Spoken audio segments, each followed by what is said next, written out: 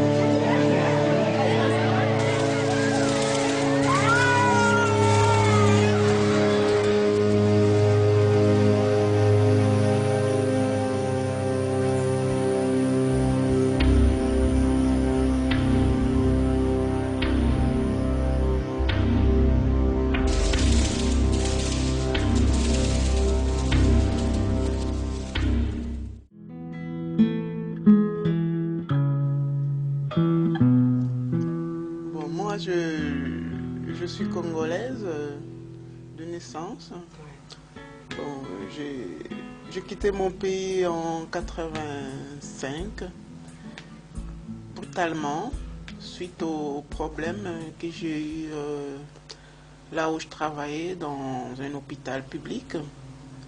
Il y a eu un problème suite au décès du médecin, du directeur de mon hôpital, qui a eu des problèmes cardiaques dans son bureau.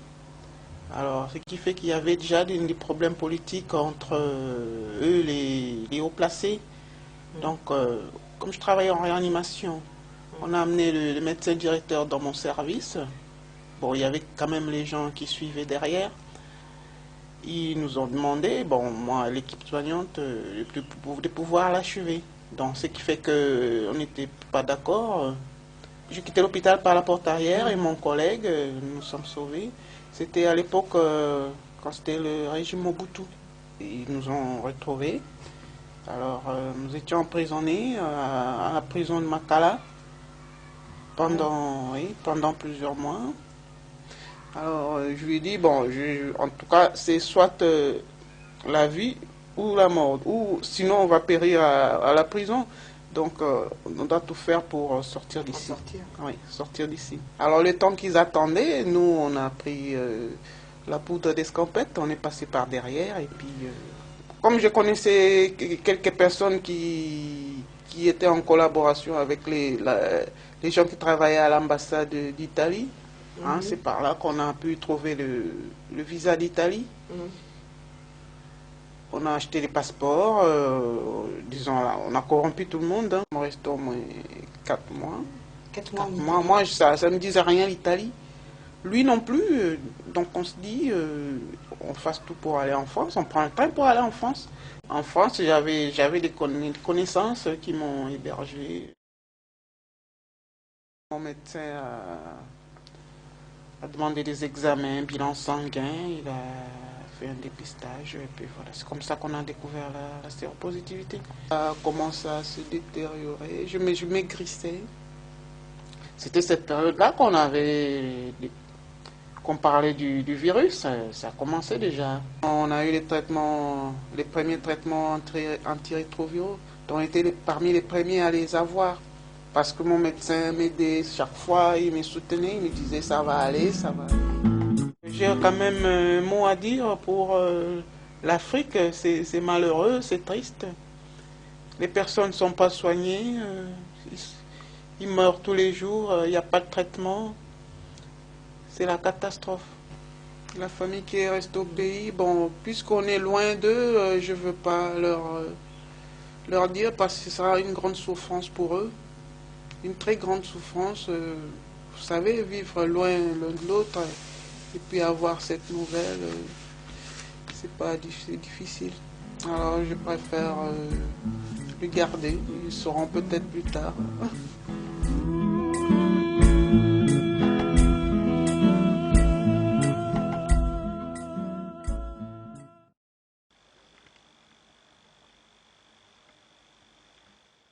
Results of the 009 trial were announced by the Secretary of the Department of Health and Human Services on August 17th, 1989.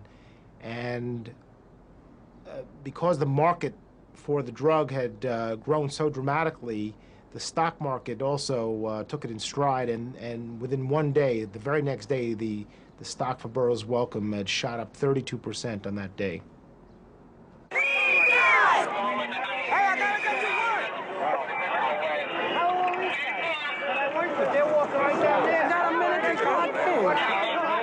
What did he say about the building?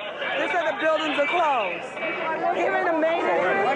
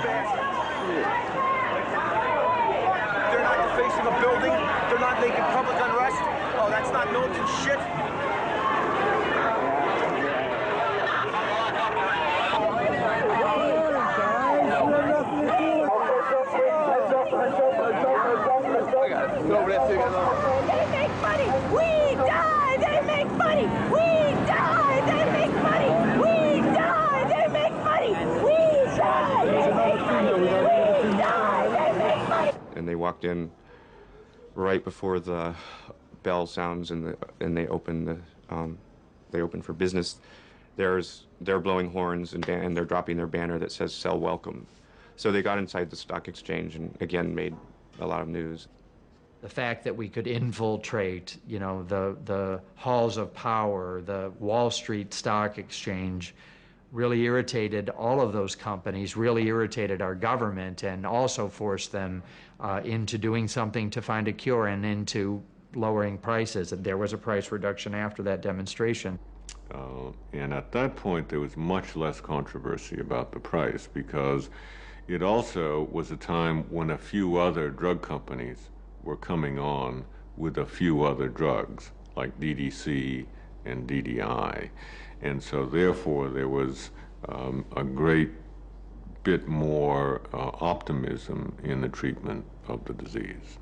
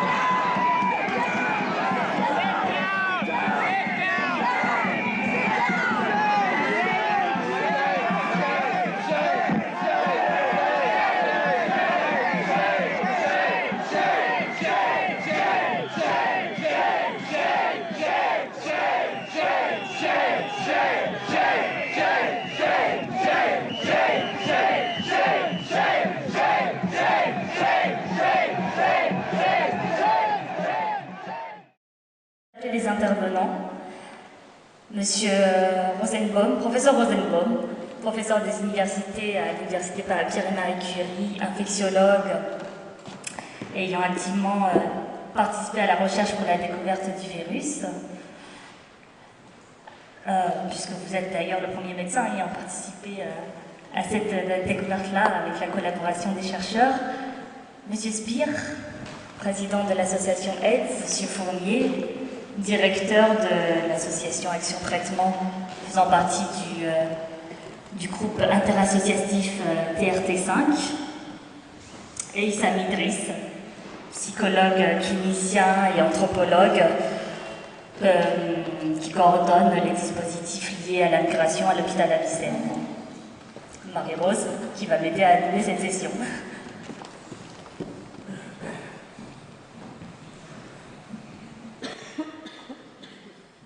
Alors, j'avais envie de commencer par poser une question à Bruno Spire. Donc vous êtes président d'AID, qui a une action forte d'information, de prévention, de soutien et de mobilisation des personnes concernées par le VIH et les hépatites. Donc, on sait que AIDS a eu un rôle très militantiste et que le militantisme a été finalement pour la médecine un partenaire formidable. Et j'avais du coup envie de vous poser en premier la question suite à la dernière partie du film. Quelles sont les différences finalement entre la mobilisation des associations américaines telles qu'on a pu les voir ici et la mobilisation française? Bon, il y a déjà beaucoup de ressemblances dans le fait que c'est la colère qui a généré la mobilisation. Là, on voit manifestement des gens très en colère, à juste titre. Dans le contexte américain de l'époque, il y avait un manque de prise de conscience des politiques, non seulement un manque de prise de conscience, mais aussi, c'était pire encore, puisqu'il y avait même certains politiques qui voulaient même beaucoup plus stigmatiser les personnes séropositives. Donc il y a vraiment quelque chose de fort qui a généré toute cette colère. En France, on n'est pas exactement dans la même situation. En France, il y a eu une indifférence et il a fallu du temps avant que l'État réagisse. Donc il y avait bien sûr aussi de la colère par rapport à une maladie qui était mortelle à l'époque. Donc ça a généré bien sûr beaucoup de colère. Politique, mais pas seulement politique, en termes d'acceptation des proches, de la famille, des soignants aussi au début, ce qui n'était pas évident. Je dirais la différence, elle vient peut-être dans les formes de mobilisation. Aux États-Unis, on a des formes de mobilisation qui étaient plus identitaires, avec mobilisation de personnes homosexuelles, ce qui pouvait être séparé de la mobilisation des femmes concernées. On a plutôt des cases correspondant aux différentes communautés, avec une approche très identitaire, on peut voir, qui correspond bien aux États-Unis en fait.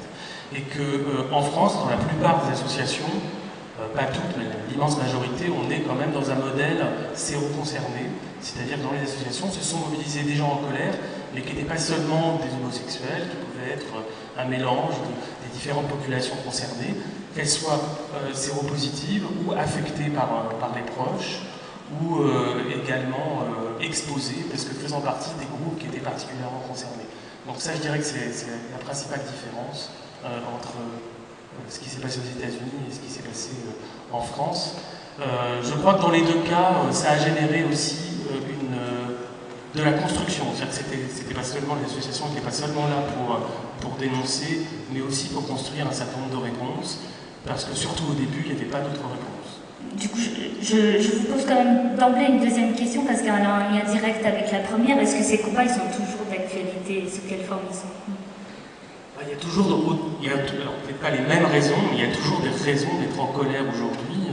Et alors il y a des raisons aussi bien au niveau international, parce que c'est quand même, il faut penser que le sida, c'est un problème qui existe dans le monde entier, qu'il y a 33-34 millions de personnes qui sont touchées par le monde, que le traitement est disponible pas du tout de façon égale entre les pays riches et les pays pauvres, et qu'on est dans une sorte d'indifférence de la population vis-à-vis de ce qui peut se passer en dehors de chez nous, et ça met beaucoup de gens en colère, à juste titre, et que même chez nous, il y a des raisons d'être en colère par rapport à l'accès aux soins d'un certain nombre de populations qui est très différent. On pense notamment aux étrangers en situation régulière. C'est toujours une grande difficulté d'accès aux soins dans notre pays, et même les promesses au moment des campagnes électorales ne sont pas appliquées, voire c'est même le contraire qui est appliqué. Donc on se retrouve avec des personnes qui sont malades et qui sont expulsées parce qu'elles n'ont pas, en situation irrégulière, parce qu'elles n'ont pas de titre de séjour, alors qu'on avait quand même arraché il y a quelques années la possibilité d'avoir des titres de séjour pour soins, et tout ça est détourné, de plus en plus détourné. On a l'impression qu'aujourd'hui c'est le ministère de l'Intérieur qui commande et plus le ministère de la Santé. Donc il y a toujours autant de raisons d'être en colère de ce côté-là. Et puis on peut dire, on peut être en colère aussi par rapport à l'espèce d'inertie, par rapport à la question du VIH. On a aujourd'hui des médicaments, des antirétroviraux qui font que les gens vont bien, heureusement. En tout cas, moi, je vous remercie, j'en suis une preuve vivante. Je pense que sans antirétroviraux, je ne serais pas là aujourd'hui. Mais les antirétroviraux, non seulement ça nous permet d'aller bien, mais ça nous permet aussi de quasiment avoir plus de risques de pouvoir transmettre à autrui. Donc on pourrait imaginer des tas de stratégies de santé publique intelligentes pour pouvoir en finir avec cette épidémie. Et on est dans une inertie du pouvoir public par rapport à ça, malgré tous les gens qui travaillent sur la question, malgré les jolis plans qui sont mis en place et qui ne sont jamais appliqués, ou avec sans moyens. Et donc on a l'impression que voilà, on est dans une espèce d'indifférence, alors que à la fois les soignants et à la fois les patients, les associations se mobilisent et que on n'avance pas à la vitesse auquel on voudrait que ça avance. Sam, j'ai l'impression que tu avais envie d'intervenir sur cette notion d'inégalité d'accès aux soins. Effectivement, parce que je me souviens à une époque où il y avait cette difficulté par rapport à la question des papiers et des personnes qui étaient venues ici et on a découvert qu'ils sont porteuses de cette virus, en particulier des personnes jeunes, qui avaient à un moment donné venaient me demander là, quelque chose qui leur permettrait à la limite d'échapper à un contrôle de police. Donc la demande de l'APS, autorisation de ce jour pour soins, on le faisait parce qu'effectivement l'état de santé du patient permet nécessité qu'il soit sur le territoire pour être soigné. Et donc l'infection à VIH, comme ce n'était pas une maladie visible, une maladie, on pourrait dire, ancien pour obtenir ou bénéficier d'un soutien communautaire. Donc les jeunes en particulier proclamaient quelque chose qui n'était même pas qui n'était pas autorisé. Demandaient est-ce qu'on leur écrit dans des papiers qu'il est malade de sida pour qu'il se donne comme ça dans la tête, quand il est écrit il est malade de sida ou il a le sida, on pourrait éventuellement le laisser et non pas le renvoyer à la frontière. C'était des choses comme ça très particulières. Et la question de soins partait sur des choses qu'on a difficilement à orienter vers une passion, donc une passion opérable, ou est-ce que par le simple fait que le sida n'est pas soignable dans le pays d'origine, donnerait pour certaines personnes cette illusion qu'il pourrait être accepté ici, pas en tant que migrant, pas en tant que travailleur, mais comme quelqu'un qui a une maladie qui n'est pas soignable chez soi et qui permettrait éventuellement d'avoir une identité de malade négativement acceptable. Je vais m'adresser à M. Fournier. Je viens d'apprendre la différence subtile entre directeur et président. Donc les autres associations de pathologie chronique, finalement, elles ont été créées à l'initiative de médecins. Et pour le sida, c'est plutôt les patients. Alors, selon vous, la question, elle est pas simple. Tout le monde pourrait débattre sur cette question, mais pourquoi cette maladie-là, en particulier, par rapport à d'autres maladies, suscite de telles modifications de rapport? On utilise souvent le terme concernant ce qu'on appelle les patients experts au sein des associations de lutte contre le sida, c'est-à-dire des personnes vivant avec le VIH, qui se sont formés, qui ont appris, qui ont acquis un savoir, on les appelle souvent patients experts. Et on parle de savoir profane, et c'est un terme que j'ai toujours trouvé un peu curieux, parce que le savoir profane, étymologiquement, ça s'oppose au savoir sacré, comme si le savoir médical était sinon sacré, au moins sacralisé. Et je crois que l'une des particularités, ça a été pour ces militants qu'on a vus à l'écran tout à l'heure, mais on a vu tout à fait des choses identiques en France, on a vu des personnes qui se sont dit vous les médecins, vous êtes aujourd'hui en situation d'impuissance, c'est-à-dire que vous n'êtes pas à même de nous dire que vous allez vous occuper de nous et faire en sorte que notre survie soit assurée. Et dans ces conditions-là, dans ce moment très particulier où un pronostic vital est engagé, où le spectre de la mort est très proche, et vous avez vu ces militants tout à l'heure sur l'écran qui ça envoyait les cendres de leurs proches, de leurs aimés. Lorsque le spectre de la mort est très proche, pour le coup, je pense que ça a un effet formidablement libérateur, avec la différence avec les autres associations de patients chroniques, c'est qu'il a été utilisé comme espace de négociation. D'accord ? Et qu'on a tendance à penser que pour qu'il y ait négociation possible, il faut qu'il y ait une forme d'égalité. L'égalité dans le non-savoir, en l'occurrence, puisque ni les scientifiques ni les médecins ne savaient, ne comprenaient, ne savaient, ne pouvaient traiter, et les patients savaient moins. Alors, quand on parle d'expertise, je crois qu'il ne faut pas confondre les choses, il ne faut pas parler d'expertise de patients comme on parle d'expertise de médecins.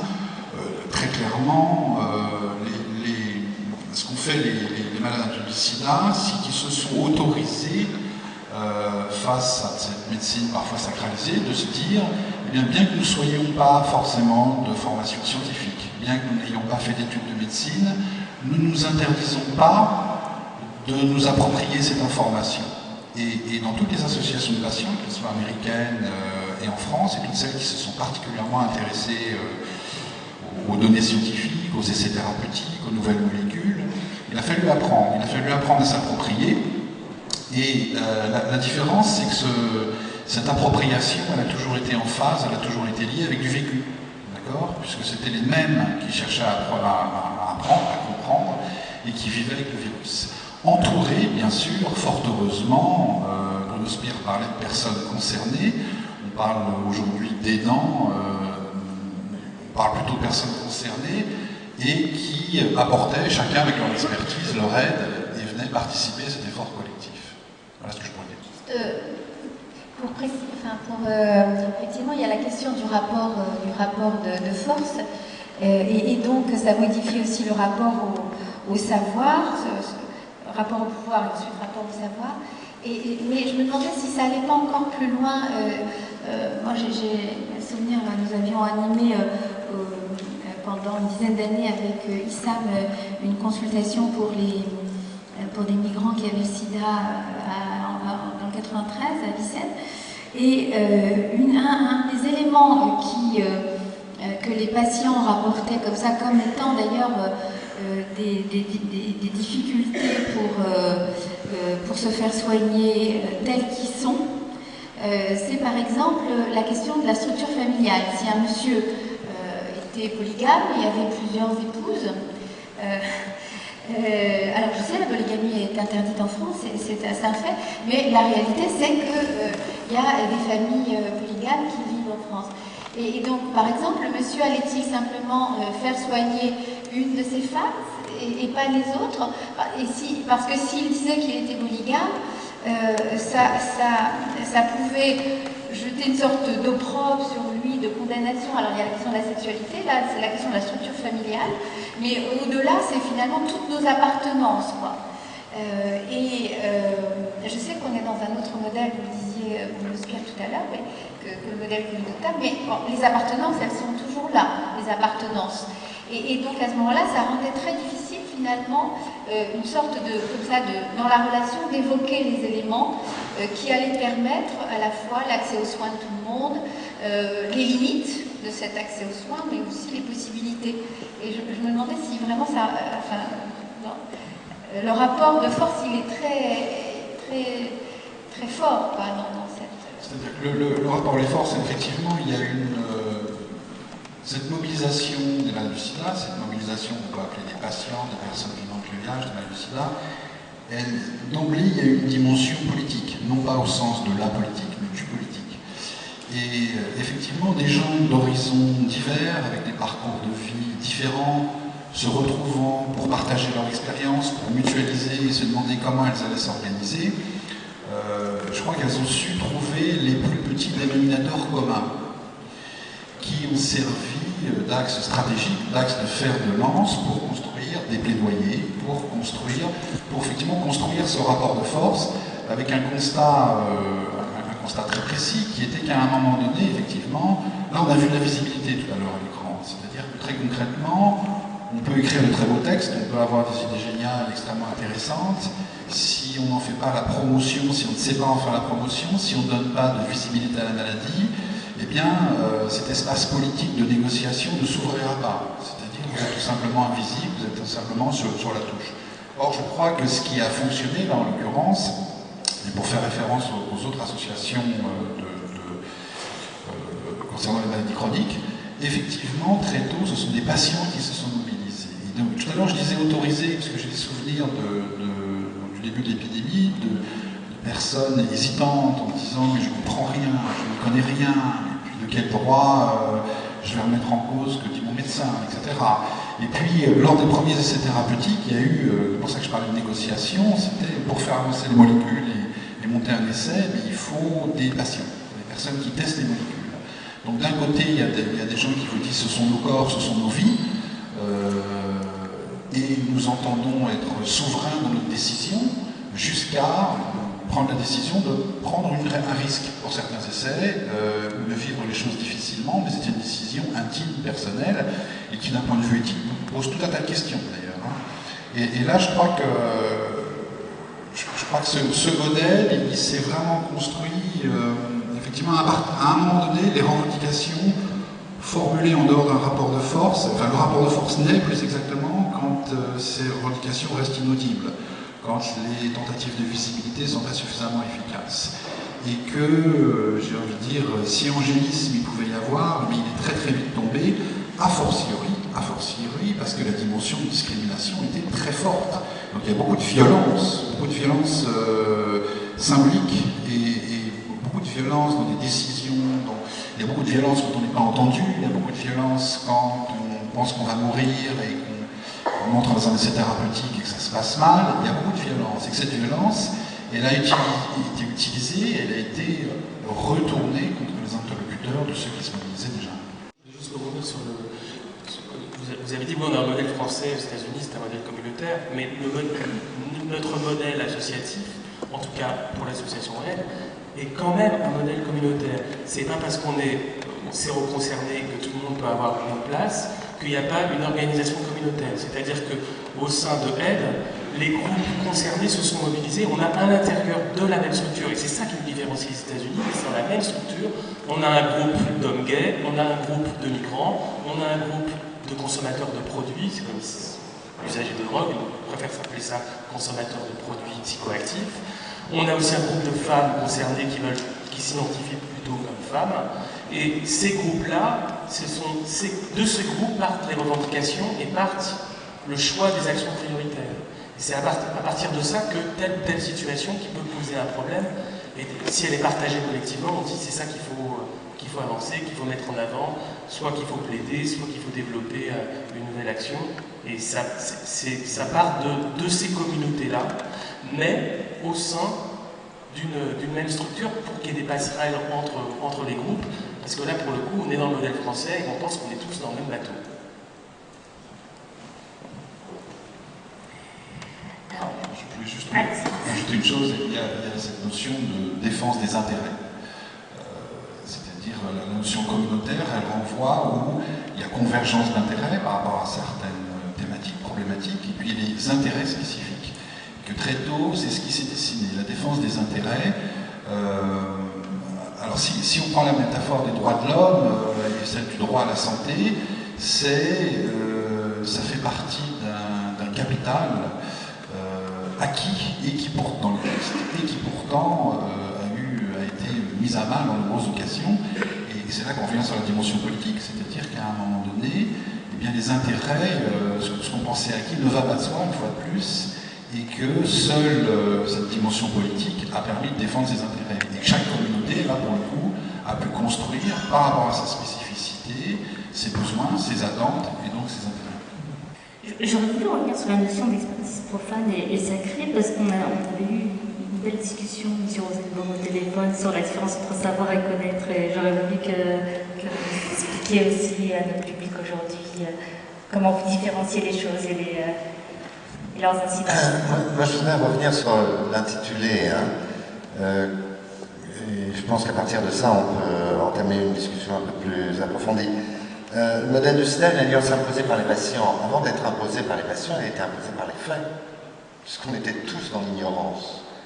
Et moi, mon savoir, il n'est pas né du Saint-Esprit, puisqu'on parlait tout à l'heure de savoir profane, mais il est né de ce que les patients m'ont révélé. On parlait tout à l'heure du fait que progrès thérapeutiques ont été le fruit de ce qui a été réalisé avec les patients, mais bien avant le virus.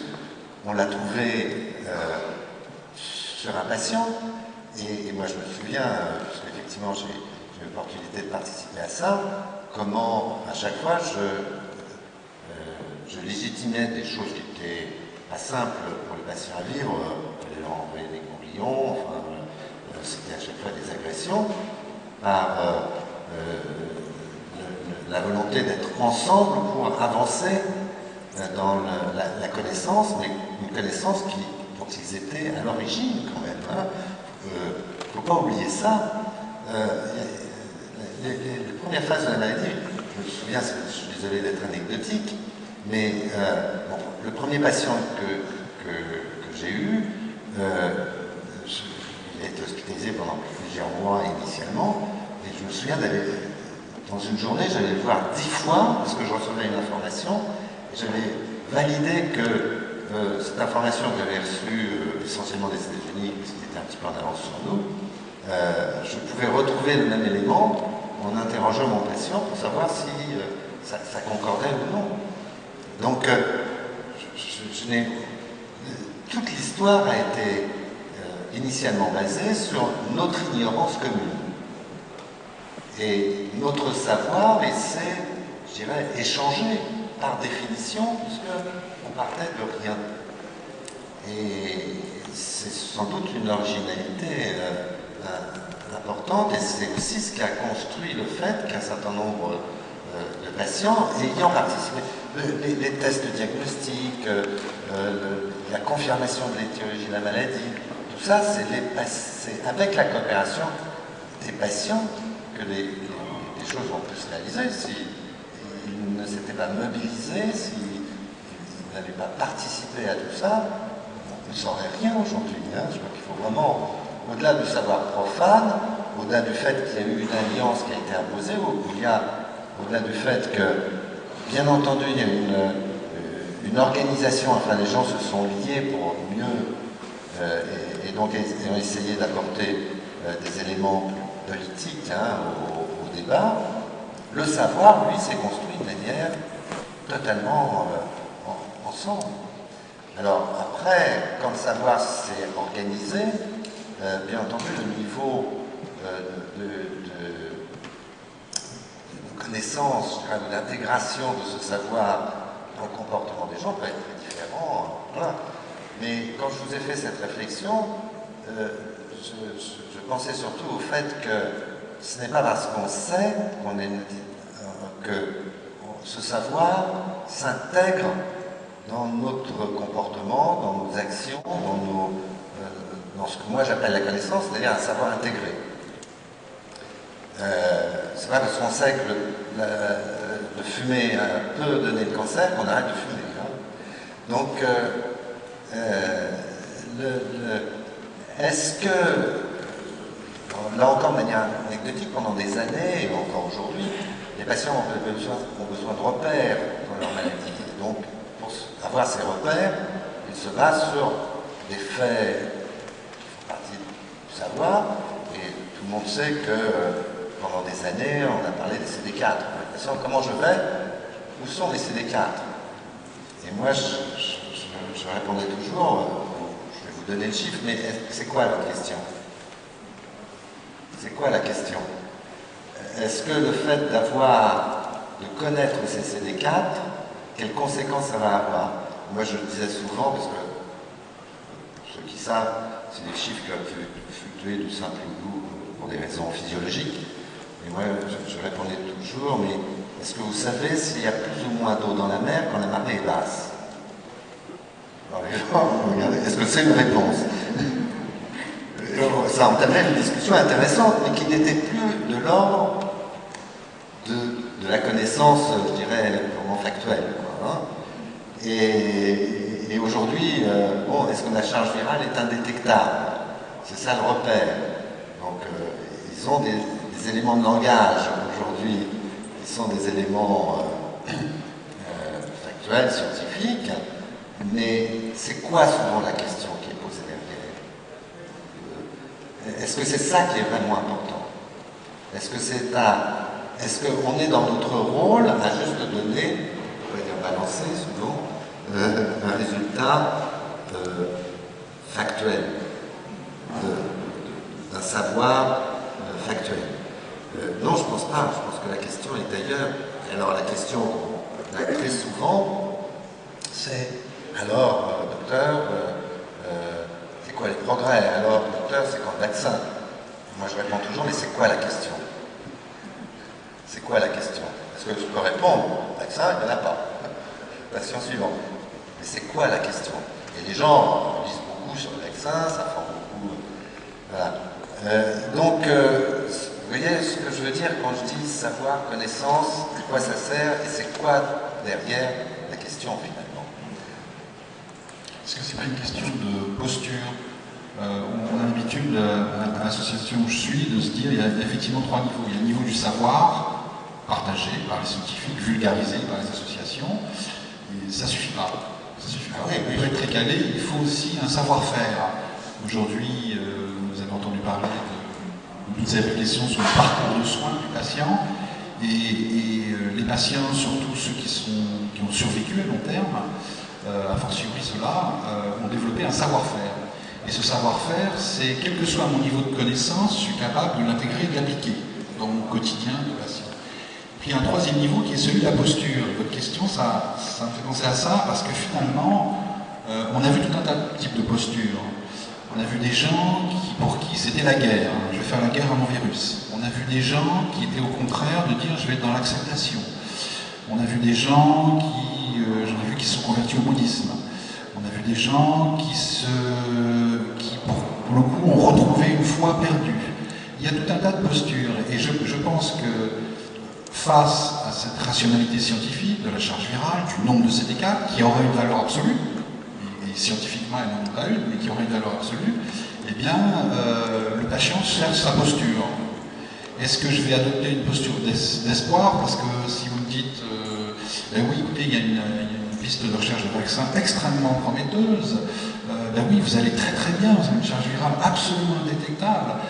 Est-ce que je vais me mettre dans une posture d'espoir à nouveau, à un moment donné où ça va pas bien? Est-ce que si vous me dites l'inverse, je vais me mettre dans une posture de résistance en se disant, voilà, je me prépare à une phase difficile, enfin je me défends? Je crois que c'est une question de posture.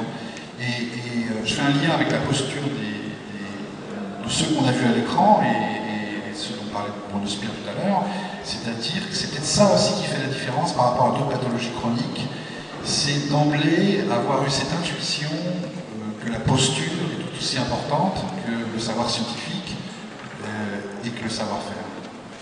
Oui, moi je vais rebondir sur le savoir profane, ou le savoir de l'expérience en fait. Parce que là on parle beaucoup de savoir individuel, mais je crois qu'il y a aussi du savoir-faire qui est collectif justement, d'où l'intérêt, grâce à la mobilisation. Et c'est ce savoir-là où il y a un vrai besoin de reconnaissance. Moi je pense à des tas de choses qui ont été inventées et qui continuent d'être inventées par les associations.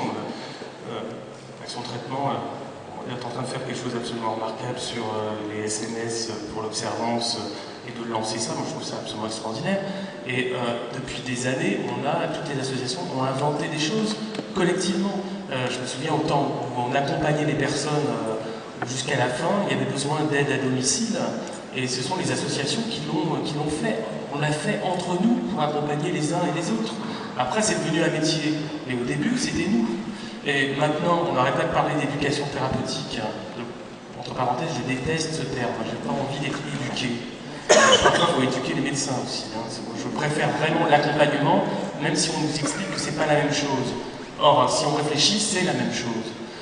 Et l'éducation thérapeutique, comment ça se passe au début? Moi, quand j'ai commencé mon premier traitement, c'est pas on parlait pas d'éducation thérapeutique encore à l'hôpital, ce sont des pairs, c'est les militants associatifs qui déjà avaient eu une expérience par rapport au traitement, qui m'ont appris l'observance, qui m'ont appris les trucs, comment faire pour pas oublier, comment intégrer tout ça dans ma routine. Bon, c'était le savoir des autres. Et d'ailleurs, c'est un certain nombre de scientifiques qui ont été copiés ce qui se passait dans les associations. Ils ont été beaucoup plus intelligents que les associations, dans le sens où ils l'ont marqué sur un papier, ils ont fait des beaux scripts et tout, et puis ils ont expérimenté ça dans un milieu de soignants, ils ont validé ça au niveau soignant, et après, on a décrété qu'il fallait de l'éducation thérapeutique. Mais on n'a pas fait autre chose qu'aller voir ce que faisaient les associations depuis déjà des années, et maintenant on nous explique que si on n'est pas médecin et qu'on n'est pas hospitalier, on ne peut pas faire d'éducation thérapeutique, et que les associations n'ont pas leur place dans l'éducation thérapeutique, sauf exception, mais en tout cas, pour avoir des crédits par les ARS sur l'éducation thérapeutique, vous pouvez vous lever de bonne heure pour en avoir. Donc si vous voulez bien en faire bénévolement, vous pouvez en faire. Mais les crédits doivent aller au milieu médical. Donc voilà, donc, le savoir profane, ça permet parfois de créer des choses qui sont d'ailleurs tellement bien qu'elles sont récupérées par les autres.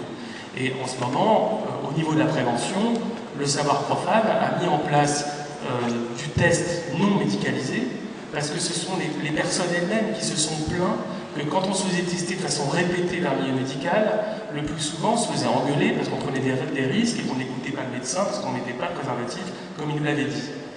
Il y a des personnes qui n'arrivent pas à se protéger tout le temps, qui n'arrivent pas forcément à le dire non plus, mais qui du coup ont une stratégie de se faire dépister de façon régulière. C'est de la réduction des risques, c'est pas optimal, mais c'est de la réduction des risques. Et comme il n'y avait pas la possibilité de le faire, les associations, notamment aident à expérimenter et valider la possibilité de faire du dépistage par des non-médecins, ce qui maintenant est autorisé de façon un peu pilote, expérimentale aussi, et là aussi on espère qu'on ne va pas se faire voler. Et tu as tort, c'est très bien de se faire voler les choses. Hein. Moi je rêve de ça, de tout faire voler. Ça veut dire que tu as raison, tu comptes, c'est pas grave ça. Sam, chez les migrants, il y a l'absence de communauté par moment. Effectivement, la question, comme je disais tout à l'heure, que la maladie dans beaucoup de cultures, c'est une maladie indicible.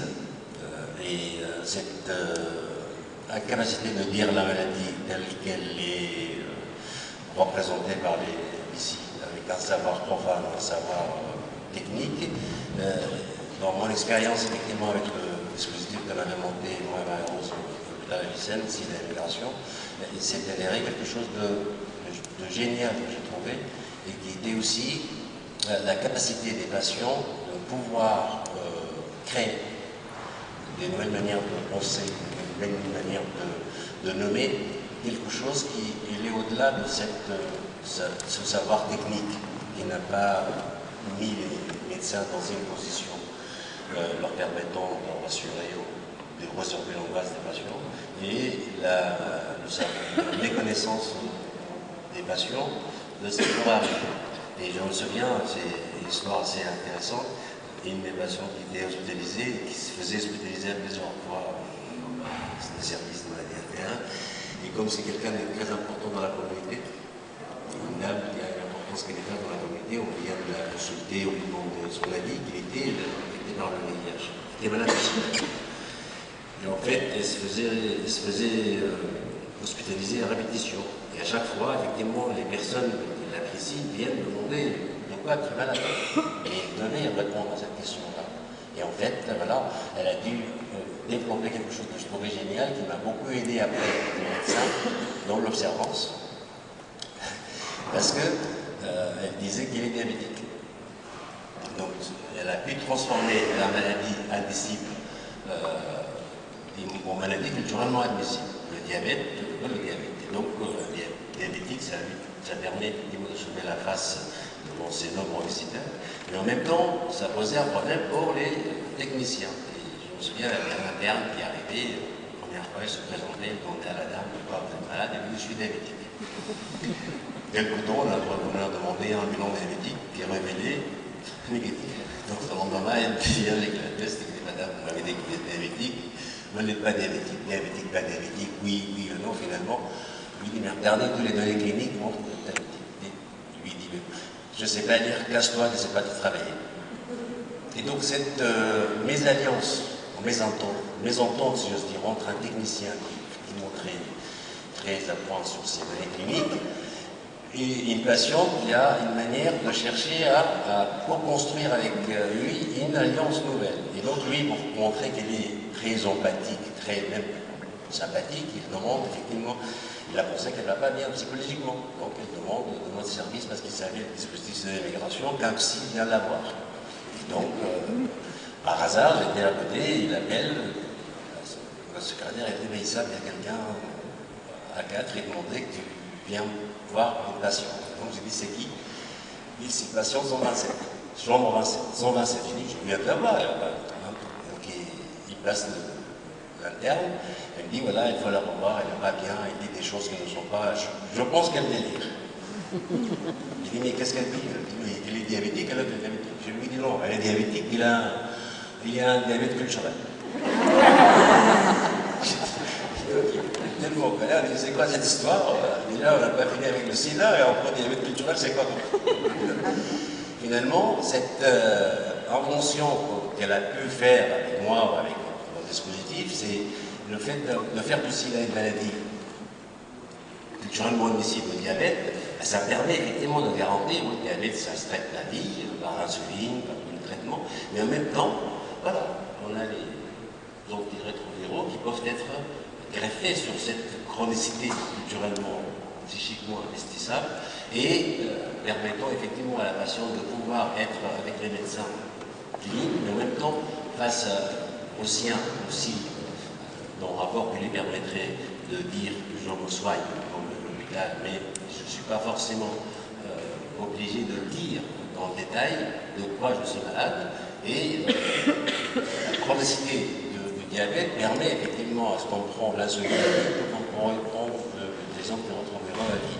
Et donc cette modalité de transformer la maladie indicible dans la culture, dans une maladie culturellement admissible, c'est le travail aussi de patient et qui permettrait aussi de le rendre actif et capable aussi d'effrayer entre cette dialectique entre ce qui c'est le médecin, ce qui c'est le patient, quelque chose d'intermédiaire dans lequel effectivement on peut penser la maladie, on peut penser aussi les soins, mais on peut penser aussi de développer ce qu'on appelle une prévention culturellement éclairée qui répondrait à ce que disait Marie-Rose tout à l'heure. La question, les familles ne sont pas organisées de la même manière, soit famille polygame, des choses comme ça, ça laisserait un espace dans lequel la parole permet effectivement de développer des possibilités qui ne sont pas du tout pensables dans une logique dialectique de tout ou rien. Et c'est justement cette créativité-là qu'on était amené à suivre ces patients, qui nous ont appris énormément de choses, par rapport à même sur la question de l'individu, sur le corps du patient, parce que ça lui appartient entièrement. Et moi j'avais des patients pour lesquels il fallait effectivement faire une opération qui était éventuellement mortelle, et il disait, je ne peux pas vous autoriser à m'opérer, même si j'allais en mourir, si je n'ai pas l'autorisation de mon oncle. Pourquoi votre oncle? Et dans la mesure où cette opération, je risque d'en mourir, ben, je ne peux pas effectivement vous l'autoriser. Je n'ai pas le droit de faire un consentement éclairé sur ça. Pourquoi? Parce qu'il dit, je ne dispose que d'un tiers de mon corps. Donc le reste, c'est mon oncle maternel, et son oncle maternel était au bled. Comment obtenir justement, parce que ce patient puisse bénéficier d'un acte qui pourrait le sauver individuellement, mais qu'il risque effectivement, psychiquement, culturellement, de l'exclure de sa communauté, de sa famille, de sa culture. C'est justement c'est l'exercice auquel les patients SIDA, qui étaient aussi dans des phases assez terribles, qui nous permettraient effectivement de développer des nouvelles manières de faire, de nouvelles manières de penser à la maladie, et peut-être aussi sortir de l'arbitraire, de l'illusion de la toute-puissance. Et je crois que c'était ça le modèle que le SIDA nous a appris, comment on pourrait éventuellement, même en ayant ce parcours, développer ce travail dans d'autres maladies qui sont aussi mortelles et aussi isolantes, aussi sujets au pied du secours pour les patients.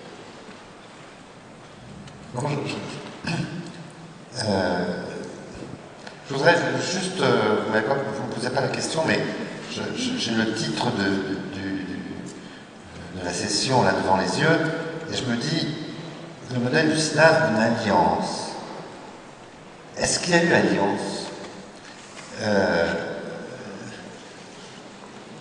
Moi, j'ai vécu cette première phase de la maladie, mais est-ce qu'il y a eu une alliance entre la médecine les médecins et les patients, pas vraiment. Il y a d'abord eu un énorme rejet. Alors justement, comment ça Un évolue énorme rejet. Bon, vous savez, ce matin on a parlé de la mort et vous savez comment le corps médical, les soignants détestent la mort. Ils haïssent ça, ça n'a pas été dit comme ça, mais moi il n'y a rien de pire qu'un médecin ou qu'un soignant qui est confronté à quelqu'un qui fait une tentative de suicide. La majorité des gens, ils ne supportent pas. J'ai travaillé pendant des années au centre anti-poison. La première chose que j'ai observée, c'est l'agressivité du personnel vis-à-vis de la personne qui fait une tentative de suicide. Ils lui mettent un tuyau dans la bouche, enfin ils lui mettent, ça s'est un peu humanisé depuis. Il y a une agressivité absolument incroyable vis-à-vis d'une personne qui fait une tentative, dans un premier abord, et pas pour les professionnels, qui voient ça tous les jours, mais je veux dire par le médecin, le corps soignant de manière générale. Donc ils détestent ça, hein. Et là, on était dans une situation, qu'est-ce qui se disait à l'époque? De toute façon, il n'y a rien à faire.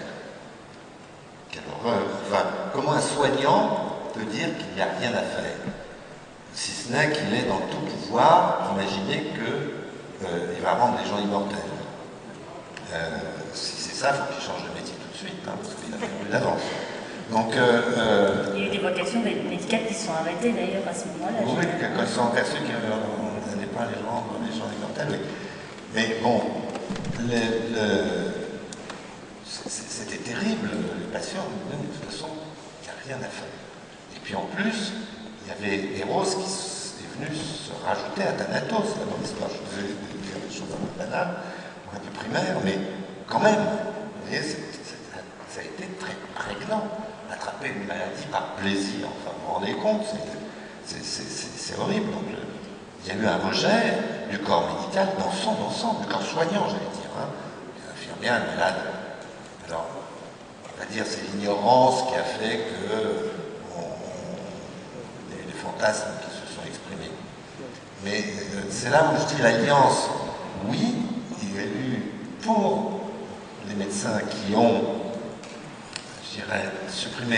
qui ont supprimé la barrière des préjugés, eu la possibilité d'entamer un dialogue et une construction avec les patients, mais la scission, la discrimination,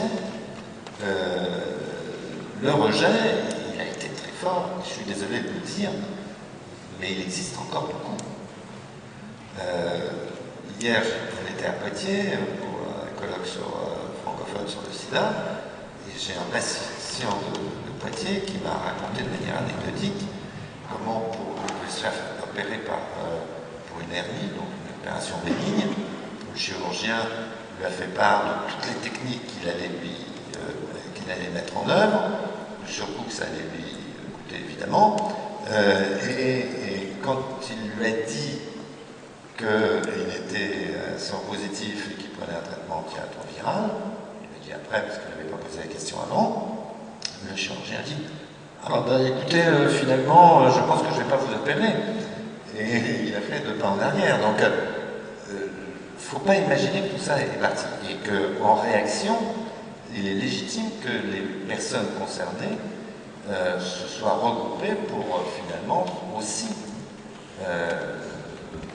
revendiquer ou se défendre de cette discrimination. Enfin, donc, vous voyez, une alliance imposée par les patients, l'alliance, je le mets peut-être en question, même si ça a transformé malgré tout un certain nombre de relations, et imposée, oui, il y a des choses qu'ils ont dû imposer, mais face à une agression, et pas obligatoirement dans le domaine du savoir, simplement. Hein. Oui, je pense qu'on pourrait avoir une vision pacifiée des choses aujourd'hui.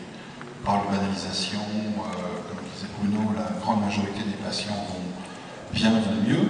On pourrait avoir une vision pacifiée, sauf que, effectivement, autant la science a pu avancer, autant les mentalités n'ont pas avancé aussi vite.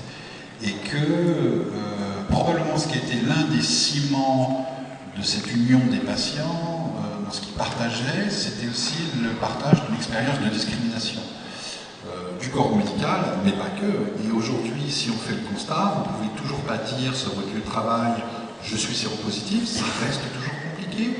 Et quand nous, des gens nous appellent, viennent nous voir et nous disent, ben voilà, je viens d'apprendre ma séropositivité, j'ai besoin d'en parler, je m'entends bien avec tel collègue, faut-il que je le dise à mon médecin du travail, vais-je le dire à mon chef de service, à mon employeur, je serai plus à l'aise, etc.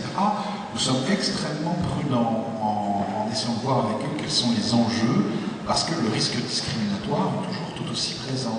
Alors, discriminatoire, on fait référence aux migrants, je pense à certains migrants qui viennent dans notre association, où on reçoit peu de migrants, et qui nous disent, mais vous savez pourquoi on vient ici? Alors nous, on leur répond pour des questions sur les traitements, non, pas du tout, parce que je pense que je n'ai pas rencontré d'autres migrants. Et on se dit quelle violence, une fois de plus, au sein de leur propre communauté, quand les gens expriment que si tabou il y a, c'est bien pour répondre à une forme de terreur que leur statut se sache et soit connu de la communauté locale, mais aussi souvent au pays, avec des répercussions qu'ils ne contrôleront pas. Donc on voit bien cette question des mentalités, c'est pas simplement une question scientifique, effectivement, loin de là, parce qu'autant, comme je disais, on a formidablement avancé, même si tout est loin d'être résolu, mais au niveau des mentalités, et on ne sait plus par quel bout prendre le problème. Aide organise des campagnes, on ne sait plus par quel bout prendre le problème. On ne sait plus par quel bout prendre le problème. Ah non. Je voulais juste répondre à Willy. Je voulais juste répondre à Willy effectivement sur les soignants, le rejet qui existe encore aujourd'hui, mais ça a quand même progressé dans le champ des soignants du VIH, où il y a un décalage quand même énorme. Ça pouvait être la guerre au début, après ça a été la coexistence pacifique, aujourd'hui c'est vraiment plutôt des programmes de collaboration entre patients et soignants, mais dans le domaine du VIH. Maintenant, on s'en rend vraiment compte, au fur et à mesure qu'on vieillit, qu'on a des comorbidités, quand on doit fréquenter des services autres, c'est franchement pas la même ambiance. Le fait de considérer le patient dans sa globalité, toute l'empathie, on peut toujours critiquer les médecins, mais quand même, je veux dire, le VIH a tiré vers le haut, et il faudrait pouvoir l'appliquer. Tout ce qu'on a gagné au VIH, on va faire gagner à tout le monde maintenant, c'est ça l'enjeu. Oui, bon, je te remercie de l'empathie que tu mets vis-à-vis du corps soignant, mais moi j'ai assisté hier, comme toi, à une discussion, je crois que tu étais là, sur un sujet particulier qui était la contraception des femmes séropositives. Non. Et moi j'étais absolument estomaqué de personnes qui travaillent au quotidien avec des personnes contaminées, dont le discours était « Qu'est-ce que vous ordonnez à vos patientes pour leur contraception ?» Parce que c'était ça, je simplifie. Mais ce qu'on entendait, c'est quoi l'ordonnance que vous faites? Préservatif plus capote plus contraceptif, ou vous les laissez libres? Non mais... Non mais c'était ça le cœur du sujet. Je caricature à peine, hein, tu étais présent. Donc c'est des gens qui ont 20 ou 30 ans d'expérience derrière eux, d'empathie vis-à-vis du médecin, du patient, d'empathie vis-à-vis du médecin, enfin sauf leurs collègues directs, parce que quand même on les déteste, mais franchement c'était... Moi j'ai eu des frissons. Hein. Au début, vous parliez de réaction de rejet, mais est-ce qu'il n'y avait pas eu aussi à l'inverse pour certains, pour ceux qui restaient, les médecins, les soignants qui restaient, au contraire, un grand mouvement d'empathie avec probablement une ambiance particulière dans le service, et du coup, j'avais envie de vous demander que vous nous racontiez la relation avec votre premier patient, puisqu'on aime bien les anecdotes. Là, il y a une ancêtre qui est dans la foule. Nelly, là, qui a vécu toute cette histoire, et on a eu quelques larmes là dans le couloir pour se dire ah quelle période. Effectivement, j'ai vu qu'est-ce qui se passait. Des patients jeunes, en pleine force de vie, avec laquelle les soignants avaient beaucoup de facilité de s'identifier, parce que le processus d'identification a joué très fortement. Hein. Alors, ça voulait dire que les personnes qui ont accroché n'avaient pas de préjugés. Hein, parce que ça, c'était, à mon avis, la qualité la plus importante. qui a fait que les gens ont accroché ou se sont détournés. Hein. La majorité s'est détournée, il faut pas en dire. Et d'ailleurs, les soignants, ça c'est intéressant parce que les soignants qui se sont occupés du sida, au départ, ont été discriminés. On a subi le même sort, et je suis sûr que Nelly peut en témoigner. Les infirmières, les médecins qui s'occupaient de ça, qu'est-ce qu'ils faisaient dans cette galère, quoi, hein? Ils prenaient des risques inconsidérés, et puis de toute façon, il n'y avait rien à faire, ils accompagnaient les gens vers la mort. C'était assez étrange, hein? On vivait quelque chose qui nous rapprochait, je dirais, du statut des patients dans le projet qu'on avait. Et voilà, mais je crois que les fantasmes, peut-être qu'on avait moins de fantasmes, moins d'interdits, moins de préjugés simplement. Hein. Je crois que c'est la qualité, entre guillemets, essentielle qui a fait que certains ont accroché. Processus d'identification de l'âge des patients atteints, de communauté, on va dire, je ne sais pas si il faut dire culturelle, mais voilà, socio-culturelle en tout cas, qui a fait que la première vague de patients, ça a été quand même, voilà, une catégorie, on va dire socio-professionnelle, hein, pour simplifier, sur lesquels un certain nombre de soignants pouvaient s'identifier facilement.